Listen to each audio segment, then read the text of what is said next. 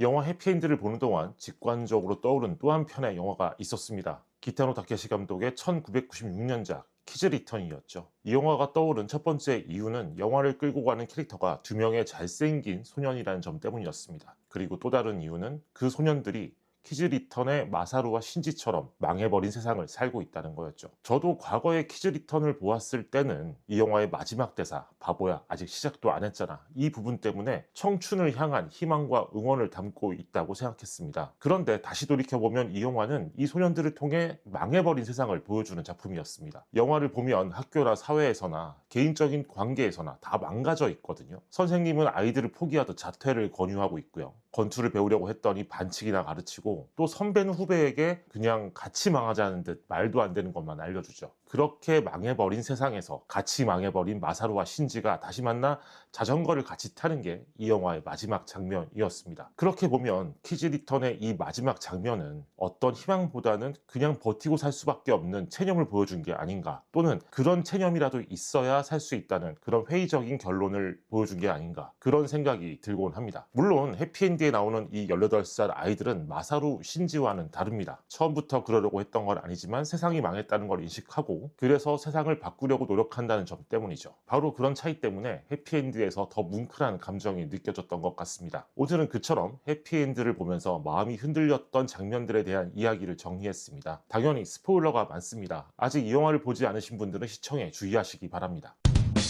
해피엔드는 가까운 미래에 관한 이야기라는 자막과 함께 시작합니다. 그런데 그 다음에 이어지는 이야기를 보면 이게 미래의 상황인가 싶어 당혹스럽습니다. SF 영화 같은 그런 미래 조형이 없기 때문이 아니고요. 경찰들이 클럽에서 음악을 듣는 사람들을 단속하려고 출동했다는 것, 바로 그것 때문이었습니다. 처음에는 클럽에 온 미성년자를 단속하려는 건가 싶었는데 무대에 올라가 DJ 공연을 끊어버린 걸 보면 이런 클럽 자체를 단속하고 있는 거죠. 우리나라로 따지면 영화 9970의 시대에나 있던 일이잖아요. 저는 이때부터 이 영화가 그리는 근미래의 일본이 어떤 세상인지 더 궁금해졌습니다. 도대체 어떤 세상이길래 모여서 음악을 듣고 춤추는 사람들을 단속하는 것인가. 나중에 보면 코우와 유타가 함께 스피커를 옮기면서 음악을 듣는데 이때도 경찰들이 와서 민폐가 될 수 있다는 구실로 단속을 하는 장면이 나옵니다. 종합해서 보면 영화 속 시대의 일본은 그런 전위적인 음악을 듣는 사람들을 잠재적인 범죄자 혹은 잠재적인 반정부주의자 이렇게 여기는 것 같습니다. 또 그만큼 이 영화 속의 일본이 이미 오랫동안 닫혀온 세상이라는 걸 보여주는 부분으로 보입니다. 영화의 전개상으로 보면 큰 지진이 한번 오고 세워져 있던 교장의 자동차가 이렇게 넘어지고 그러면서 본격적인 갈등이 시작되는데, 이 영화가 보여주는 세상은 사실상 원래 망가져 있던 것이죠. 코우의 어머니가 경영하는 식당에 찾아온 손님들을 봐도 그렇습니다. 지진 경보가 오보였다는 사실에 오히려 실망하잖아요. 또 한 손님이 코우에게 졸업한 후에 자신의 건설회사에 들어오라고 이야기를 합니다. 그러면서 지진이 나면 건설업이 흥하기 때문이라고 덧붙이죠. 그런 느낌이에요. 어차피 망해버린 세상이면 정말 큰 지진이 와서 다 망해버렸으면 좋겠다, 이런 자포자기하는 심정들, 그런 것들이 짙게 깔려 있었습니다. 그런데 이때 영화가 대비시켜 보여주는 장면이 학교에 몰래 들어와서 음악을 즐기는 아이들의 모습입니다. 이 영화를 연출한 네오소라 감독이 좋아한다고 밝혔던 소마이 신지 감독의 태풍 클럽, 바로 그 영화의 오프닝이 떠오르는 장면이기도 합니다. 밤에 학교에 들어간 아이들이 친구 한 명을 줄로 묶어서 수영장에 넣어버리고 푸른 산호초 같은 당대의 유행가를 흥얼거리는 장면이었죠. 그렇게라도 분출하지 않으면 안 되는 에너지를 뿜어내는 그런 장면이라는 점에서 연결된다고 볼 수 있습니다. 교장의 슈퍼카에 그런 엄청난 장난을 치는 것도 바로 같은 맥락일 테고요.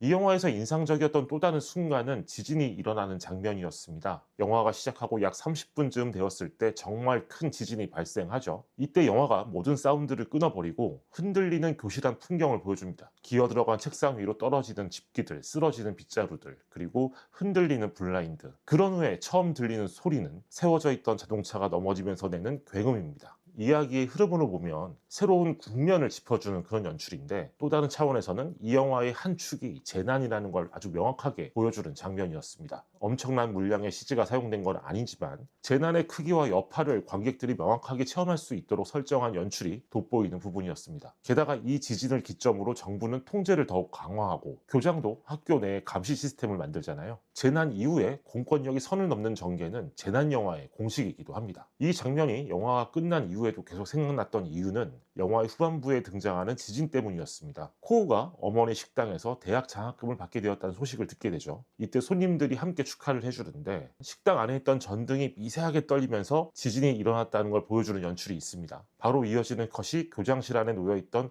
액자가 넘어지는 상황이었습니다. 처음에 발생한 지진에 비하면 분명 낮은 수치의 진도였을 겁니다. 이 두 번의 지진을 비교할 때 질문이 생길 수밖에 없죠. 감독은 왜 후반부의 그 장면에서 지진이 일어났다는 걸 연출하고 싶었을까? 그런데 생각해보니 이 또한 매우 직관적인 연출인 것 같습니다. 본격적인 이야기를 시작하면서 보여준 지진은 말 그대로 정말 재난이죠. 하지만 후반부의 작은 지진은 두 소년의 인생이 갈라지는 대목을 보여준 것 같았습니다. 두 소년의 관계와 미래에 대한 암시처럼 말이죠. 그리고 보다가 울컥했던 장면 중에 하나가 유타가 스피커를 끌고 그 아지트로 오른 장면이었습니다. 코우와 함께 끌고 오다가 경찰들 때문에 결국 혼자 가게 되죠. 이때 유타가 교복 상의도 벗어놓고 땀을 뻘뻘 흘리면서 팔도 부들부들 떨면서 스피커를 어렵게 끌고 옵니다. 영화가 이 모습을 상당히 오래 보여주죠. 그리고 유타가 보게 되는 건 그 자리에 새로운 건물이 들어선다는 공지입니다. 이때 유타의 표정에서 정말 마음이 아팠습니다.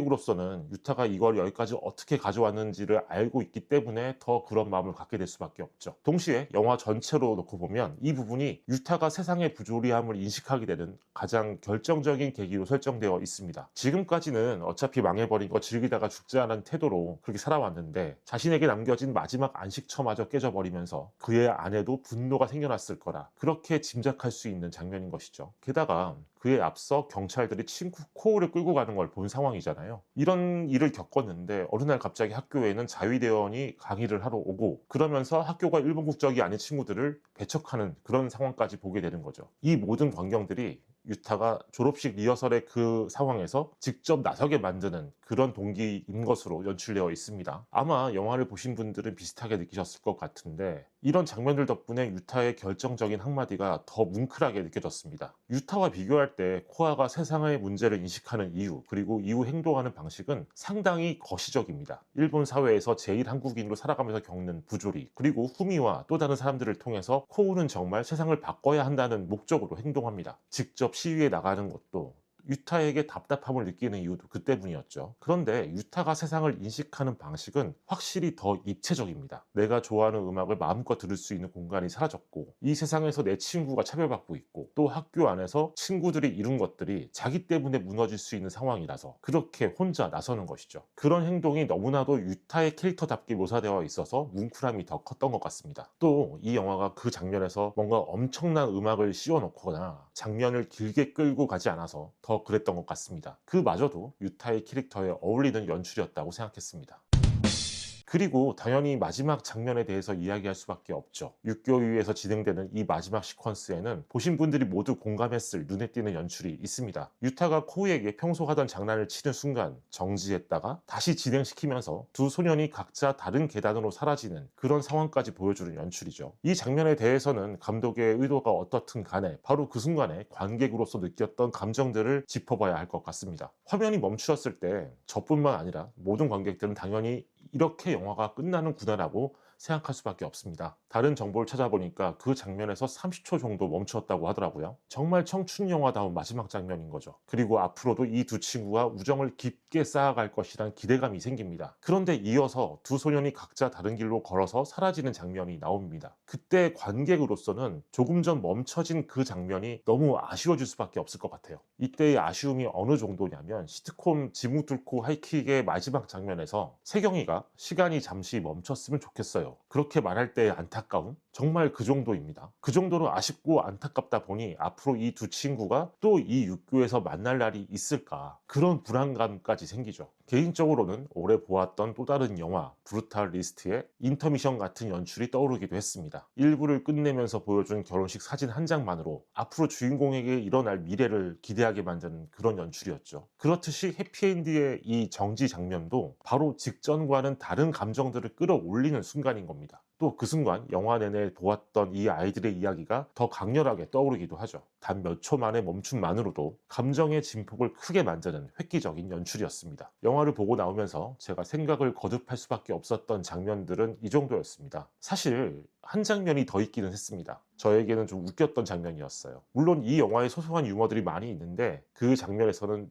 기가 차서 웃었습니다. 바로 그 그 자위대원이 특강을 오면서 선생님이 일본 국적자가 아닌 학생들은 다른 교실로 가라고 하는 그 장면이었습니다. 이때 선생님이 해당 학생들의 번호를 부르는데 그 번호가 너무 많은 거예요. 심지어 번호들이 띄엄띄엄 있는 것도 아니고 연이어서 이렇게 구성되어 있죠. 그래서 웃음이 났습니다. 그러니까 이 장면은 뭔가 조롱의 의미가 잔뜩 담겨 있는 느낌이었어요. 이미 국적이 큰 의미가 없는 세상이고 동시에 그렇게 다른 국적의 사람들을 배타적으로 대하는 게 아무런 소용이 없는 시대인데 그런데도 꿋꿋이 그들을 배척하고 있는 꼴을 보여주는 거니까요. 분명히 선생님이 부르는 번호들을 그렇게 많이 설정한 데에는 그런 조롱과 풍자의 이유가 있지 않았을까, 개인적으로는 그렇게 생각했습니다. 그럼 오늘도 영화 해피엔드에 대한 별점과 코멘트를 남겨보겠습니다. 저는 제가 느낀 감흥의 크기를 더해서 별점을 4개 반으로 적겠습니다. 코멘트를 남겨볼게요. 망해버린 세상에서 나이를 먹더라도 너와 함께 했던 시간은 멈춰 있겠지. 이렇게 적겠습니다. 오늘의 이야기는 여기까지입니다. 저는 곧 또 다른 작품에 대한 이야기로 돌아오겠습니다. 감사합니다.